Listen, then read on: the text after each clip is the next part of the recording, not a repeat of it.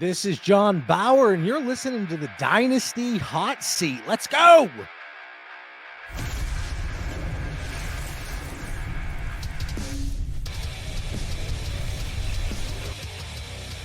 Yes.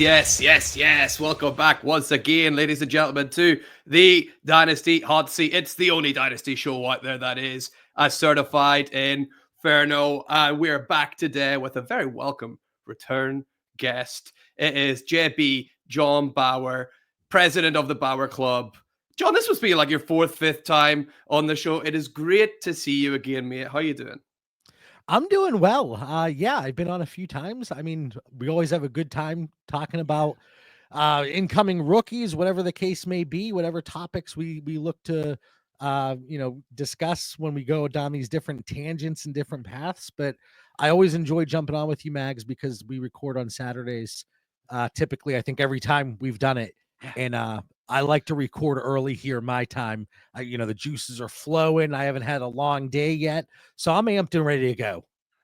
Yeah, absolutely. And I'm sure everybody listening is going to love this show. And of course, they'll love the rest of your content, John. He's over at Dynasty Theory Podcast. And of course, you do stuff for Destination Devy as well. You're a busy guy. So can't wait to hear your takes in this 25 class. John, before we pull up the mock draft board, do you have any general thoughts on this class? Because I've seen some people saying ups and downs. And what's your take on it so far? I think a lot of it, I mean, there's so many different ways to approach this type of question, but let's start from a quarterback perspective. We were so spoiled with what we had last year from immediate production in players like Jaden Daniels, and then just the hype and the value that we're looking at from a dynasty perspective with players like Caleb Williams, Drake May. Even though he hasn't played at all, JJ McCarthy still garners a decent amount of hype and promise. Michael Penix, we saw, a good amount of towards the end of the season, and enough to kind of propel him up draft boards throughout this offseason. But when you look at the 25 class, I mentioned being spoiled last year. We don't really have that this year, right? You have Shedeur Sanders, Cam Ward, Jalen Milroe, Jackson Dart. You got a few guys here and there that are going to get the draft capital in the NFL draft. They're going to be propelled up draft boards in Superflex rookie drafts, but that's kind of more just the nature of the format, not so much because of the quarterbacks themselves. They leave a lot to be desired. So when you look at rookie classes and you look at it from a Superflex perspective, quarterbacks tend to carry a lot of the weight when you look at their overall values and the value of these rookie picks. Well, we don't really have that right now. So we've looked at some startup data over at DD Fantasy on Dynasty Theory. Mitch and I also do trending fantasy on the DD Fantasy Football YouTube channel, but we've been talking a lot about rookies. We've been talking about startups too. And it's funny because after the 101 goes in startups right now, there is a big gap, bigger than we typically see between that 101 and 102. And it's just because of the nature of the quarterback position in this class. We have the high-end running back talent. We have a lot of strong running back depth in this class. That's no surprise. Yeah. We have high-end tight ends. I think there's 3 that people are going to be really excited about in tight end premium formats. And then you look at wide receiver. There are some nice wide receivers in this class, but we just came off of a generational wide receiver class. And I know one of the topics that has been trending on X, I see on Reddit, the overuse of the word generational, right? Correct. And I agree. So the fact that I just said it makes me want to vomit a little bit, to be honest with you. But that really is the case when you look at players like Brian Thomas, Malik Neighbors, Marvin Harrison. Like, we got 3 guys right now from last year's class that are going as top 10 dynasty wide receivers. And I just don't know if we're going to be able to get anything close to that when you look at this class. So I think there's wide receiver talent, but it's certainly not the position that is bolstering the value of these rookie picks as we stand here today, January 25th. I'm right with you, John, on absolutely everything. I usually like to sort of pitch back something. I got nothing to pitch back at you, John. Absolutely nothing there. I think you've absolutely nailed it. So I can't wait to see what you're going to say about this class. And let's dive right into it. We got some graphics. We got the sleeper board. It's ready to go. John, before we dive into 1-1, I do have some sad news. Mm-hmm. Do you know 85% of people watching this video right now, they ain't subscribed, John? 85%. What do you think about that? It's disgusting. I agree. These folks should be ashamed. Hit the subscribe button here for Mags, putting out straight fire here on the Dynasty Hot Seat each and every episode. Come on, hit subscribe. Absolutely agreed. So, John, with that, let's roll into it. It is a Superflex. We have 2 rounds to fire through here. Where are you going with your first pick? I don't care what the format is. We did a mock draft on the DD Fantasy Football YouTube channel. It was a 2 quarterback mock, and Ashton Jeanty is still my rookie 101, whether it's 1 quarterback, 2 quarterback, super flex. Maybe if it was like a 5 quarterback league, it might shift a little bit. But as things stand today, I know a lot of people, they are going to nitpick at a player like Ashton Jeanty because prospect fatigue is real. It happens every single year. And we're already seeing it. You're seeing people knock players like Omaron Hampton, Tet McMillan. So across several different positions. But with Ashton Jeanty, you kind of have the asterisk. Well, he played against lesser competition, but still you see what he was able to do. Like, he didn't have one of his typical explosive games to wrap up the season against Penn State, but he still showed enough. Like, you get the contact balance, you get the ability to work out of the backfield in the passing game. And from an analytics perspective, which I typically, that's the way I look at these prospects, like, he checks every box. You look across the board, he's going to give you the first round draft capital, probably going to go in the top 15 picks or so. He's given you a decent size. Yeah, he's a little bit shorter, but still 216 pounds. So that's not a concern. He's been able to hold up from a rushing perspective, the rush attempt market share, rush yards per team, rush attempt. He's been extremely efficient. He gives you the receiving work, and he's going to give you enough speed that he's going to give you a desirable speed score whenever it's all said and done after the combine. So I think there's a lot of ways to look at this. And with Ashton Jeanty, for me, even with Superflex, he's still my rookie 101. Yeah, I think this is becoming more and more of a trend now, where it seems to be Jeanty is moving closer and closer to being the sort of locked in 1-1. And the question is then, if you're playing Superflex, you're in your Dynasty League, you're playing Superflex, you came last, you didn't look into this pick. What is your strategy then? Do you just still go for Jeanty and hope that by the time you're ready to compete, you'll still have him? Or are you trying to move off this pick and try and get like a Tet McMillan plus for this kind of thing? Or does it depend on what league? So there is a market, I think, for the most part. Like, I've seen trades that have gone down. I've seen people pull them again on X or in the Discord or whatever the case may be, where it's like 101 for 107, 110, and a 26 first.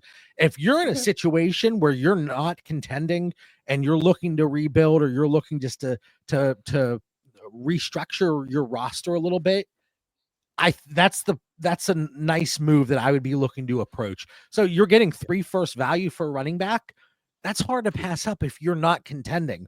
But even if you're not, and there isn't a market in your league, I'm still going Jeanty. I know we talk about the shelf life with running backs, the volatility of the position. It's such a fragile market when you look at the position, but we look at the way running back value kind of jumped back up here after the 24 and during the 24 season because of the shift. And you look at the positional advantage compared to even quarterback, wide receiver, tight end. And it seems like running back, I don't want to say we're back to like that 2017, 2018 running back value, but it's certainly better than it was in maybe 22 or 23. So there's going to be a market if he produces the way I'm expecting, that you can move him during the season. So if there's a market, sure, move back. But if you can't move that pick, don't go with a quarterback strictly because, hey, I'm not competing. Well, you can still move off of Jeanty later on. It doesn't have to be at this point in time.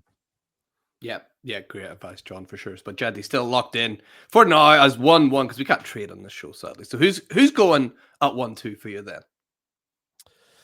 Oh, man. And like I said, there is that gap between that 101 and 102.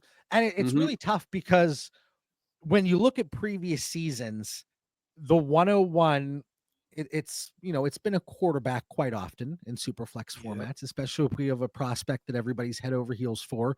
And you look at it this year, it's a running back. So a lot of people, if they don't have the 101, they may not want to trade for the 101 because it is a running back.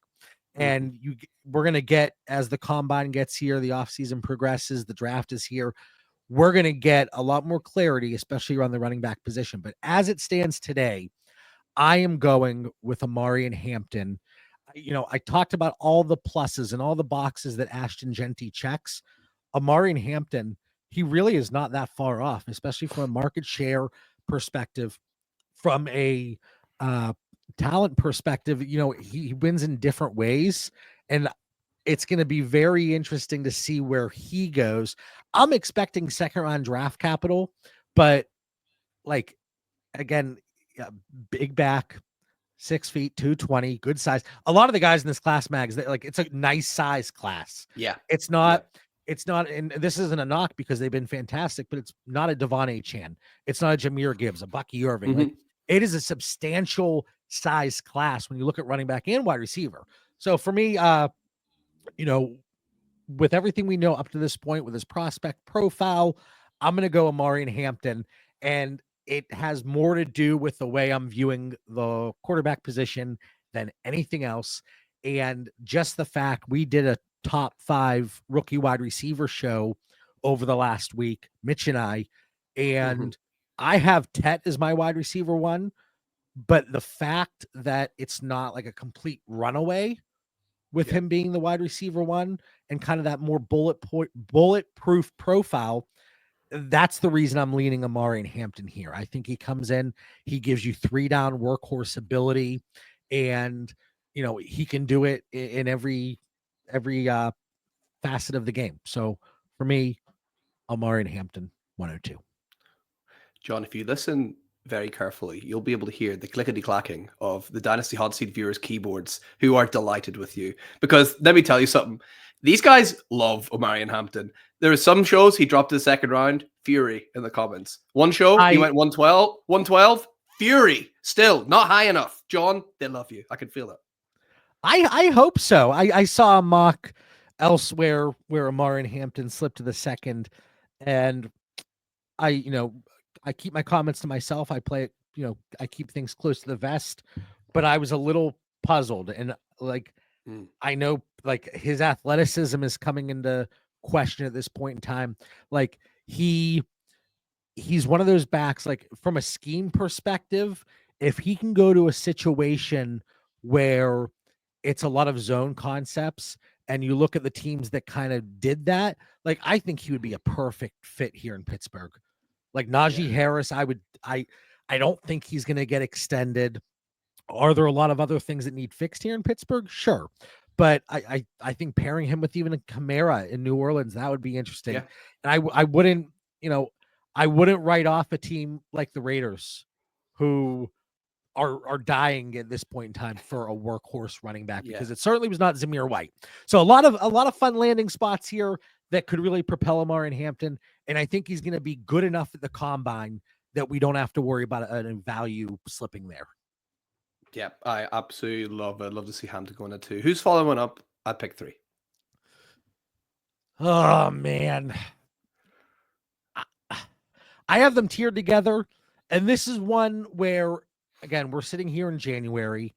Yep. We always have pre-combine, pre-draft versus post-draft reality whenever it sets in. But right now, as it stands here, again, looking at the quarterbacks, looking at the wide receivers, there are players across the board that I do like in those positions, but I'm going to stick with running back, and I'm going to go Caleb Johnson. He is another one where you look at the workload and the way these guys can be utilized. Caleb Johnson, he's another one that in a zone scheme, he would fit very well in Pittsburgh. Looking at teams where the OC situation is staying the same, Pittsburgh makes a lot of sense. And if the Cowboys don't go Jeanty in the first, which I know everybody's projecting it, everybody, I think Caleb Johnson is a back in the second that could make sense. Could he slip to the third? Possibly. But I think those are our three backs as we stand here today that, in my opinion, Jeanty for sure, but in my opinion, Hampton and Caleb Johnson are teetering on that top 50 draft capital. And then he's one of the most utilized backs in the passing game. So he gives you the receiving work that I am looking for when I'm looking at my backs. Like 17% receiving college dominator. And that is when I'm running through the class here outside of that's the top out of the players that I'm looking at. Then RJ Harvey, Cam Scattaboo, they're guys that are close behind. But Caleb Johnson, he's going to be a dynamic player here that can do a lot in the passing game, and I like that a lot. Don't mention, you get me excited mentioning RJ Harvey, John. Let's calm it down, please. Let's take it one step at a time here. We'll hopefully get to him in a little bit. We got Johnson locked in at pick number 3. Absolutely love. You know what I really like as well? For months I've been doing these way too early mock drafts, and all I've heard time after time is how good the running back class is, and yet all these guys seem to drift to the back end. But I like that you're saying this running back class is the gem of this, so that's why they're going at the top. You're not waiting about, you're not like, because it has been a shift in Dynasty to go more quarterback, wide receiver, despite the talent. So I like that you're going, no, actually, I'm taking the best players here, right? And again, it kind of goes into the shift with what we saw from the running back position. You could talk about war, you could talk about warp, just the value of a replacement. And these are guys that, especially if we get that juicy landing spot, I want them over Kenneth Walker, Derrick Henry, Chase Brown, David Montgomery, Christian McCaffrey, with the injury concerns. But these are guys that right away I feel comfortable slotting into my top 12. And like you said, if you look at mocks, you look at projections at this point, Omarion Hampton, Caleb Johnson, they are slipping to the back end of the first in a lot of Superflex drafts. If that is the case, especially if I've built my team in a way, and a lot of my teams are like this, Mags, where it's quarterback, wide receiver, like I have a strong foundation from a dynasty perspective, and then just Aaron Jones, Alvin Kamara, Derrick Henry types. If I lost in the championship game or I won the title this year and I'm at 111 or 112 and I haven't moved that pick, you're telling me I can backfill that position with one of these guys? Sign me up for that every day of the week, please. Yeah, absolutely. And with that, you might get one of these bad boys in the background there, Joe. What do you think about that? That's a nice one. Right? Yeah, I love it. I love it. Yeah, my home. Not to go on too much of a tangent, but my home league. It's the first dynasty league I've ever been in. We did an auction draft. Again, it was my first auction. My team was just absolutely horrendous. This is like 9 years ago. Like so bad. Like I was digging myself out of the basement from the start. It's the one league that I have not won it. And we have a heavyweight championship belt, and love it. I need it, Mags. I need it, and when I get it, everybody will know because it will be on display here behind me. I can't wait to have you on next year, and we can talk about this lovely belt, John. That's happening. Book it in. See you next year with that belt strapped around your waist where it belongs. I hope so. You're more positive than I am at this point in time. I love it. So we got 3 people wrapped up. 3 running backs. John, are you daring to go back to the running back well at pick 4? No, at this point, I'm going to go Tet McMillan.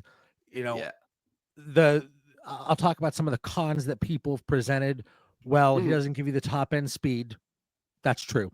He doesn't give you necessarily the separation that you're looking for. And that's true. He wins a little bit differently than, a Luther Burden, a Mecca Egbuka, some of these smaller guys that primarily run out of the slot. But Tet McMillan, even his contested target rate, it has come down. It was right around 22% this last season, which is still below that danger threshold. Like 27, 28%, that's getting high. But 22%, there's still a lot of guys you can pull different comps and see that, like I said, the danger flag is not necessarily up quite yet at that threshold. But even when he does get a contested target, it's not a 50-50 ball. His contested catch rate is, 55%, I want to say, this final season. So he is able to, it's not like he was one of those prospects that high contested target rate, low contested catch rate. He's doing it, So for me, Tet McMillan coming in, 6'5". A lot of the comps that you're going to see are like a Drake London just because of the size. Drake London is last year at USC. He worked a lot close to the line of scrimmage compared to a Tet McMillan. So they are certainly different games, but I still think Tet can make an impact here fairly early on in his career here. So Tet McMillan, wide receiver 104 off the board. Yeah, I think Tet McMillan's my wide receiver 1 as well. Currently, he just seems like one of those guys. I can't wait to see what he can do with a good quarterback, because I mean, Noah Fafita, like we said before, if he was building that ship, it would have sank, right? He's not the best Noah in town. Like he's not great. So I'd love to see him paired up with a competent quarterback, and then you'd think that contested catch rate would go up even more, where he's actually able to get something on target where he can get, rather than readjusting his routes or doing like that, right? So you'd like to think it's going to only improve for Tet McMillan as long as he gets the right landing spot. I don't think there's any quarterback he'd be playing with that would be worse than Noah Fafita in the NFL. Nothing comes to mind anyway. Yeah, right. And like you said, kind of the off-target rate. I wish I had that in front of me, but even with that, his max receiving yards per team pass attempt is over 3 yards. And for context, like if you get first round draft capital, it's shifting a little bit with like the early and non-early declare because of COVID and all that stuff. NIL, so players tend to stay in college a little bit longer now. So that, but like you get the first round draft capital, you get the early declare, you get the breakout age. I think it was at 19 for him. Despite the high end speed, with his size, with the way he demands targets, like I said, I think he's going to make an impact here. I don't think we're talking about Malik Neighbors or Brian Thomas, but he's a good prospect that I'm happy to take in the first half of the first round here in Superflex drafts. Yeah, I'm right there with you, JB. So let's roll on to pick 1-5. Who's following up Tet McMillan? Oh man, this is just kind of like default here with my 105 and 106. I'm going to double tap quarterbacks. Let's do it. I'll go Shedeur Sanders and Cam Ward. And again, like there's that recent X conversation they've had. There's a video of them saying like, I'm the generational prospect. I'm the generational prospect. Neither of them are close to being a generational prospect, but this is not, there's no analytics here. It's right now, as we sit here, those are the two quarterbacks that I feel most confident getting the early draft capital and leaning into the format a little bit. I know I just did a mock where I took Shedeur Sanders at 112, like just yesterday. So he is going to have a wide range of outcomes, and especially in Superflex or 2 quarterback leagues where people look at the quarterback position on their team and they tend to draft for need a little bit. Like if I have one quarterback and nothing else, I think we could see Shedeur Sanders and Cam Ward get elevated up to that 102, 103 in quite a few leagues, but they might have the widest range of outcomes for any of these guys in the first round. But again, there's nothing fancy schmancy here. No deep breakdown. Neither of them give you a ton of rushing upside. But they can maneuver on the pocket, I think, enough. But like, give me the quarterbacks here. Pretty quick and pretty down and dirty here at 105 and 106. What do you think about people saying it's as bad as like the Kenny Pickett year? I don't think it's quite that. I know Brock Purdy was in that class. That doesn't really count. So it's not quite that bad, is it? No, I think it's a little bit better. Kenny Pickett, I know Cam Ward, he was really a riser here over the last year.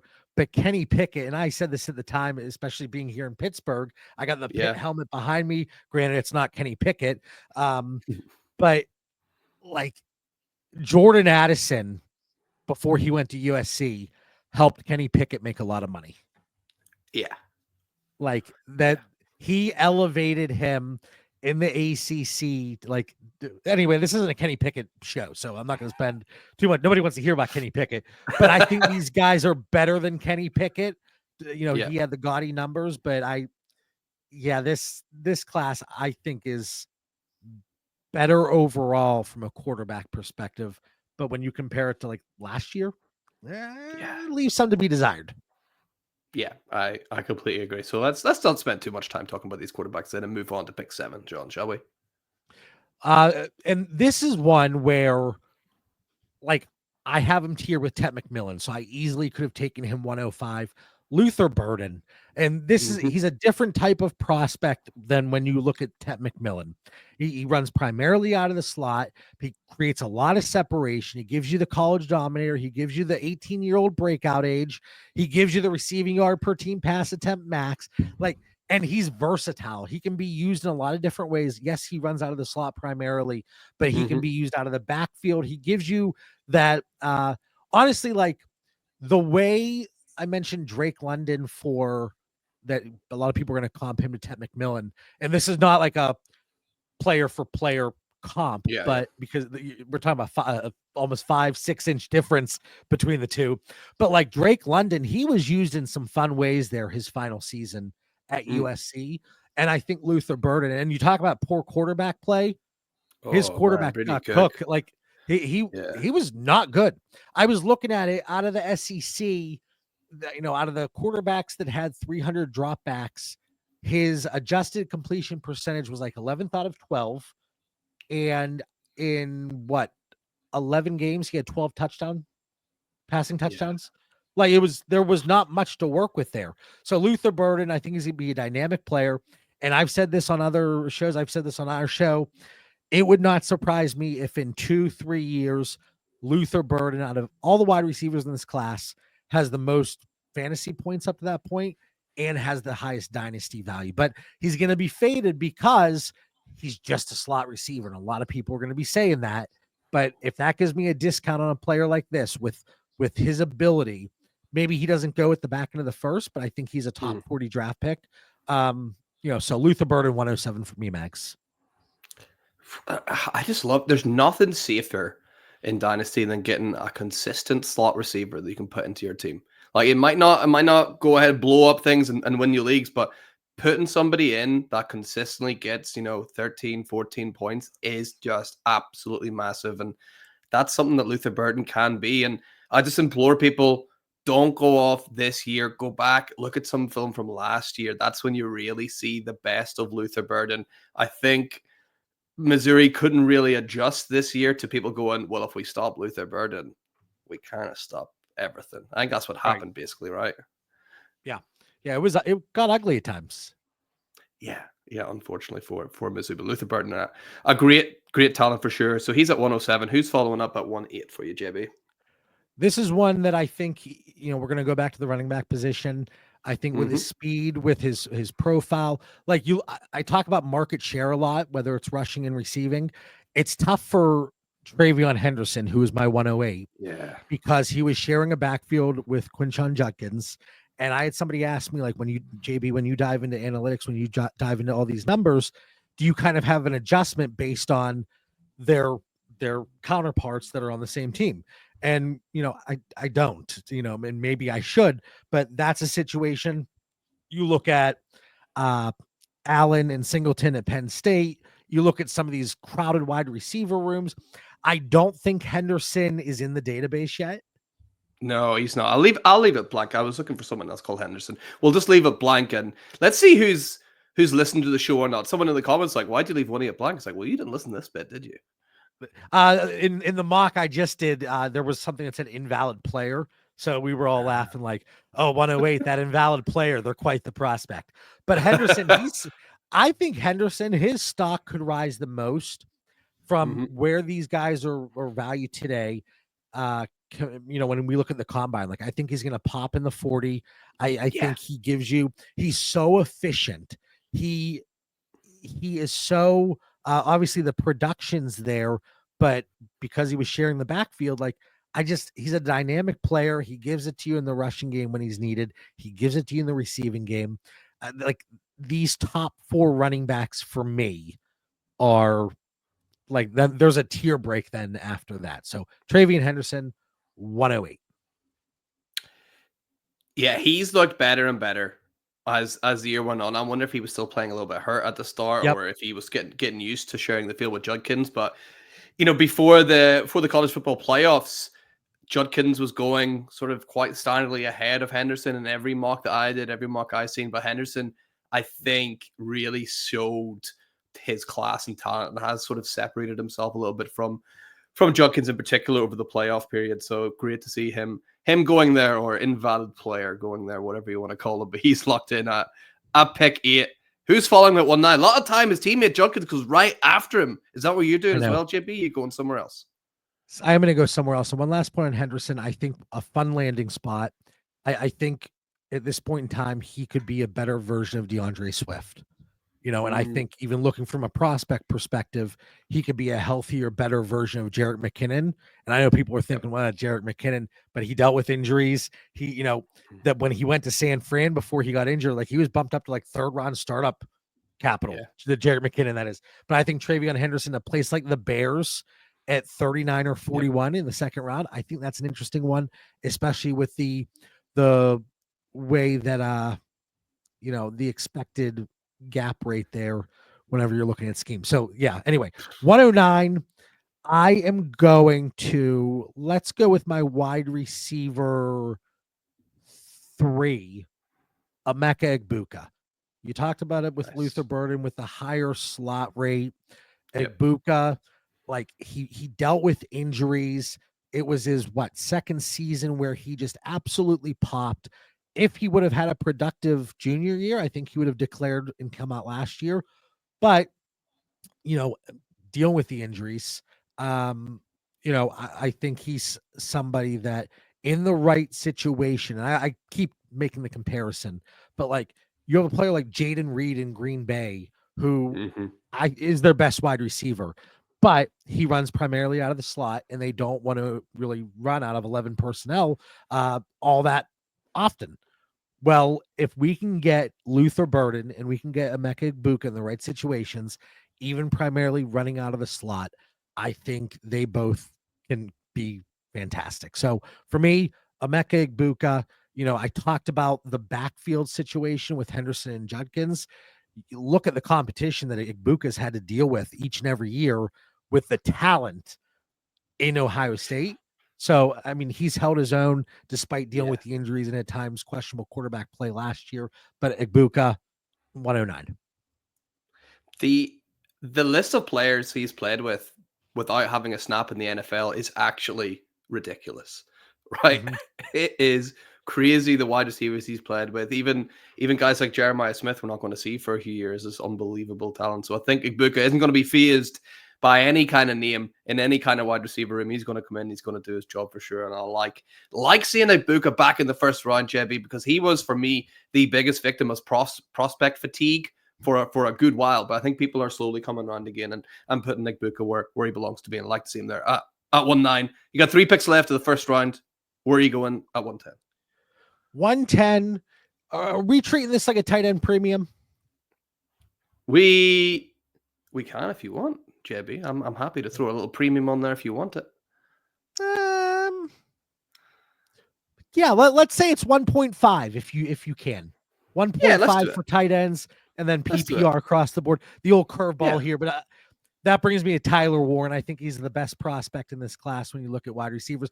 I really like Colston Loveland, but I think he's going to be readily available in, maybe even mid-second whenever it's only 1.5, the extra half point. But Tyler Warren, is he a Brock Bowers prospect? No, but he's a very good prospect.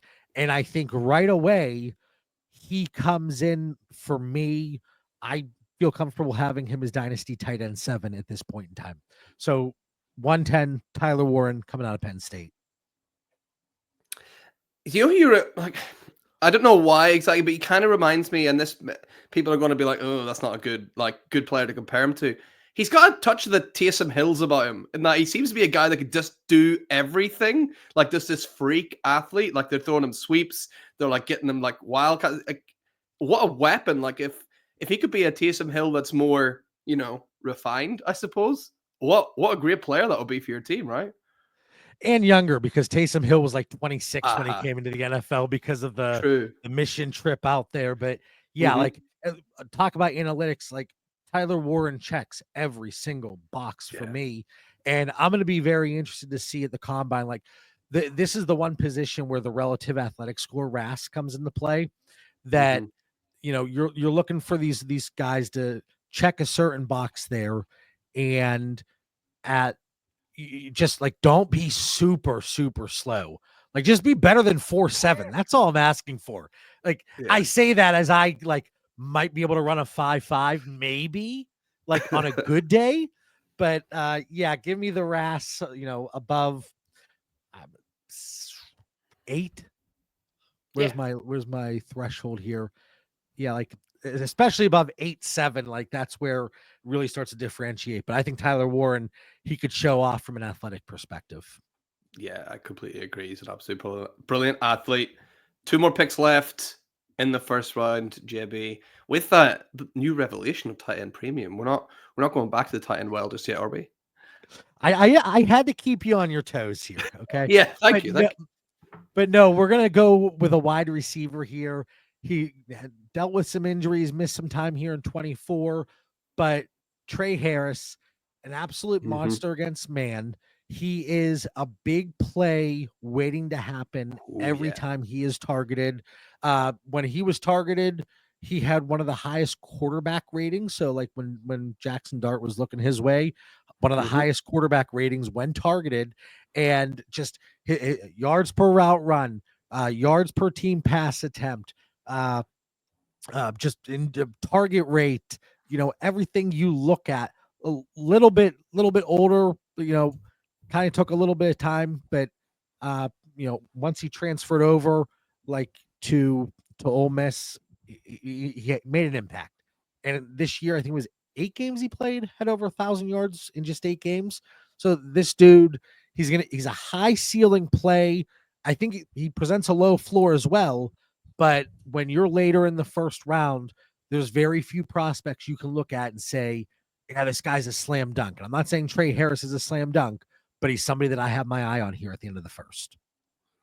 Did he not recently break some kind of like old withstanding record where it was like yards per route versus man coverage or something? I think he just torched some kind of records that had been standing for a while. I seen a graphic about it on Twitter, but it was basically what you were saying. Like he is an absolute menace against man coverage in particular. He was, I know the yards per route run, it was like 9 or something. Yeah. Like it was, and he gives you some yards after the catch as well. Another guy that is not going to have the top end speed, but you look across the board, speed isn't everything. So I think Trey Harris, he's going to be a fun one here at the back end of the first for me. Yeah, I absolutely love him going there as well. And you got one more pick of the first round. Who's it going to be?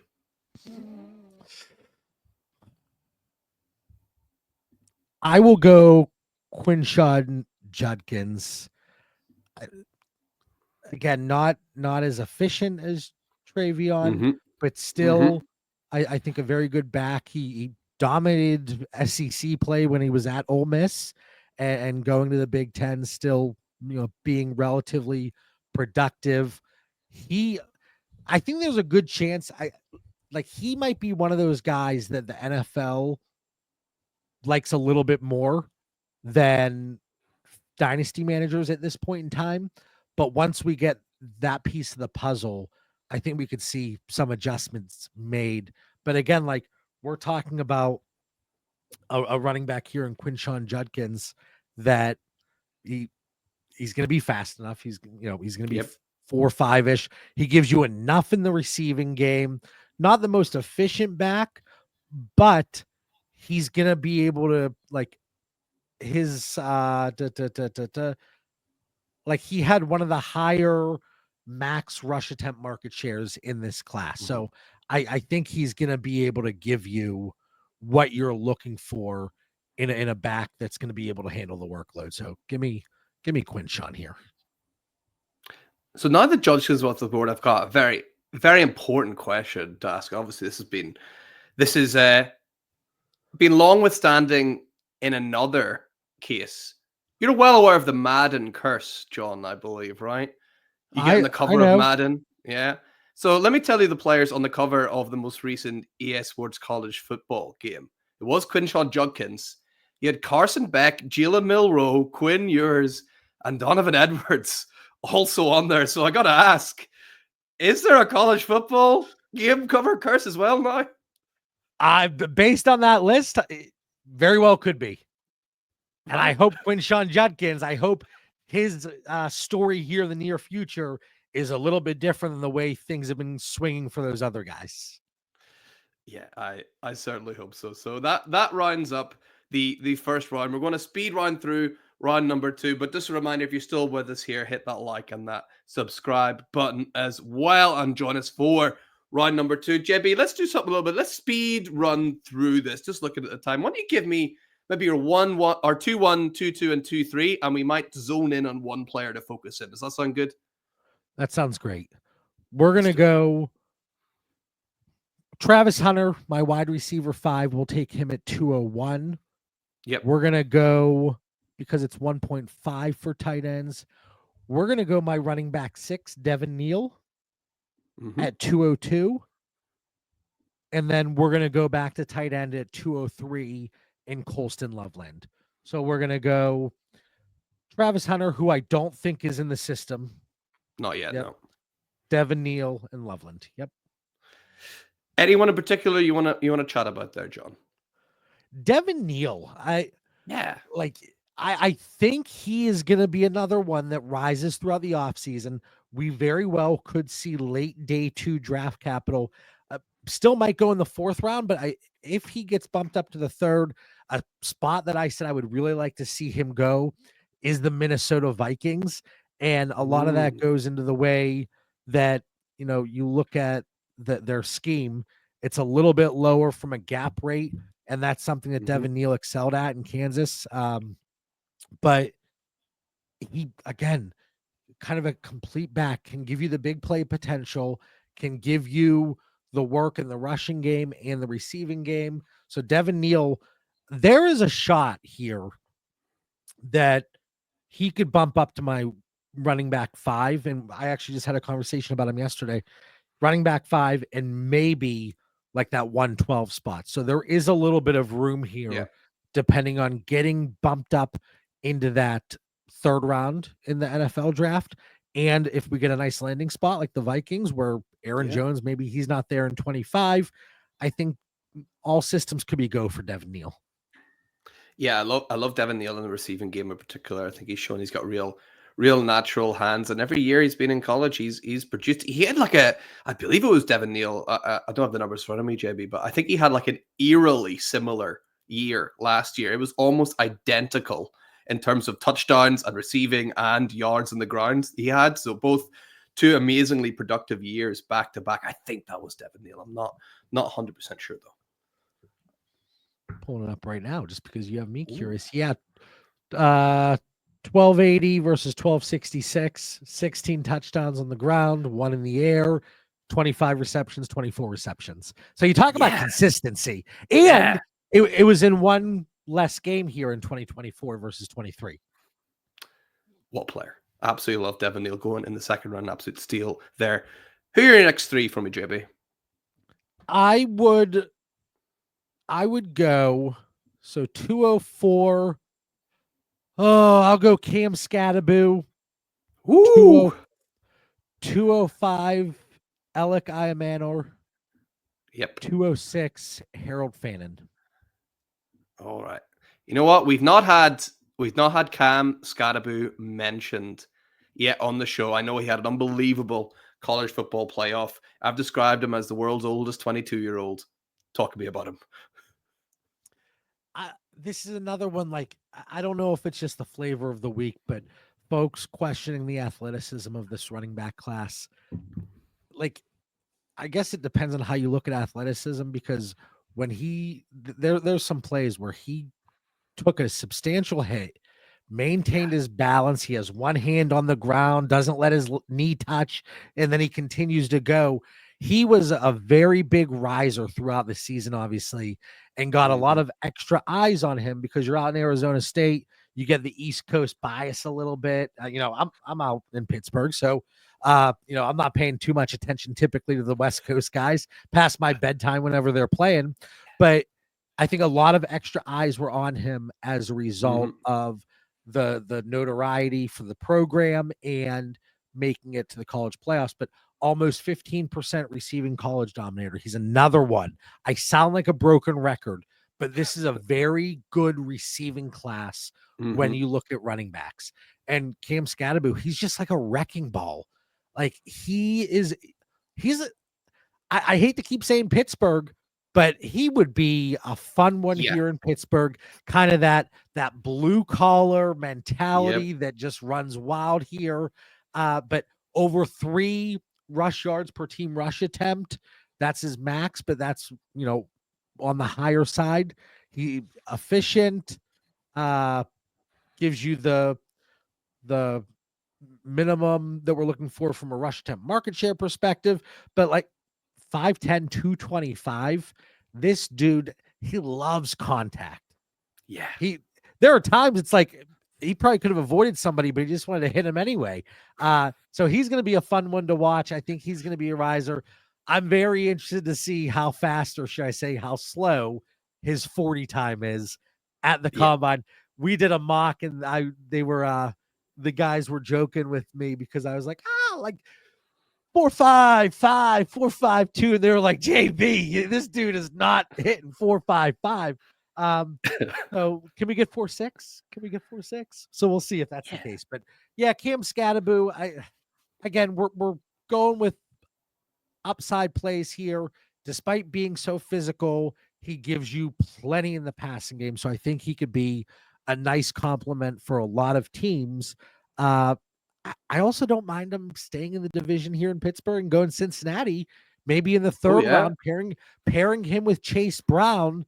That could be a very fun and dangerous 1-2 punch there. That would be a really nice 1-2 punch. And obviously called the world's oldest 22. That's because he kind of looks like he was playing old. He had that old man strength out there a lot of times, pushing people over. He looked like he was the real deal, at least in terms of his contact balance for sure. So Scatterbo, definitely someone to look out for. Let's go 2-7, 2-8, and 2-9 then, JB, shall we? No, I don't. I think this is going to look very different. Probably a lot of mocks you had. Mocks, I said I got Shedeur Sanders at 112. This guy went before him. Jalen Milroe. Again, I think he is going to go far earlier than this. So kind of setting that expectation. And I know you want me to rattle through here a little bit faster because I'm a little long-winded, Mags. When I get to talk to you, I get going here. I get all hot and bothered.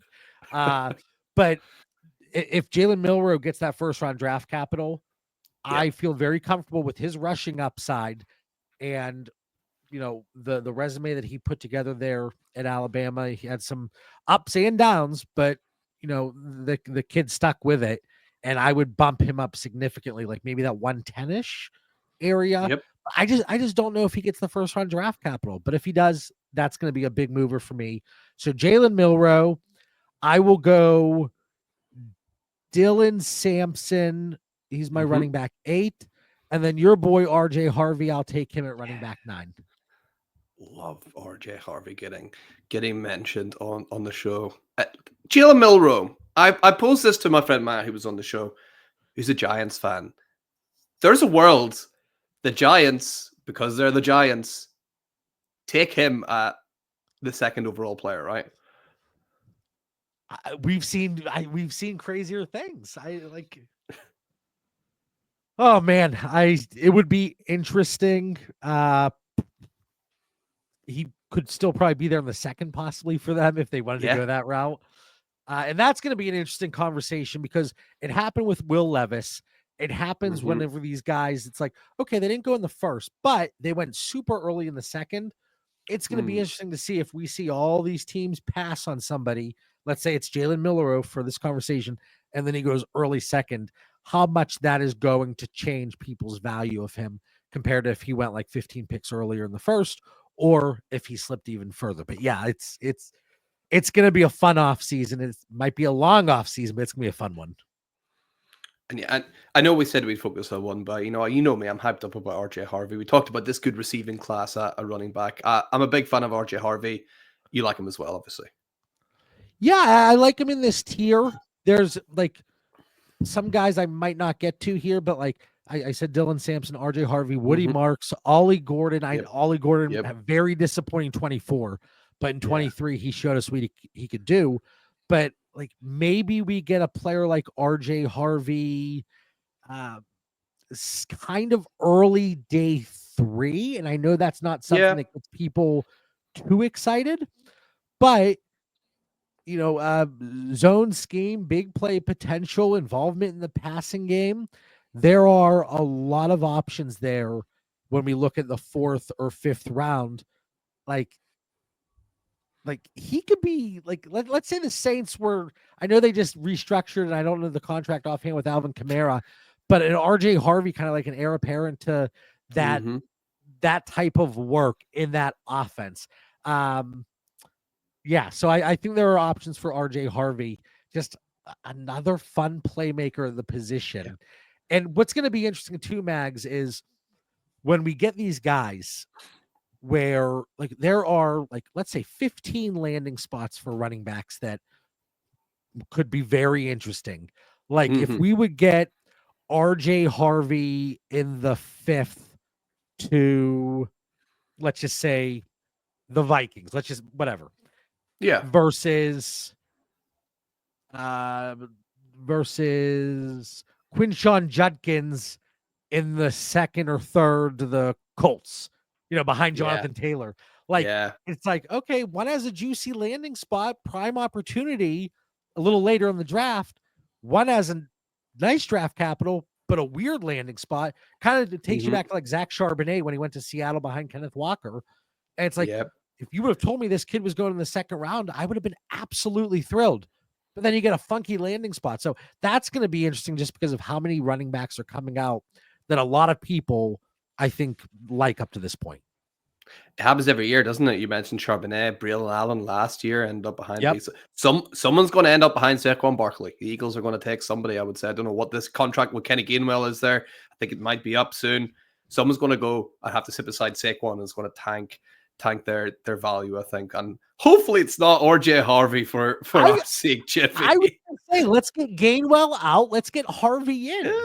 Yeah, maybe. I could definitely work. What's definitely working is this draft so far, JB. It's been an absolute pleasure. You got 3 more picks in the 2nd round. Where are you going to finish off?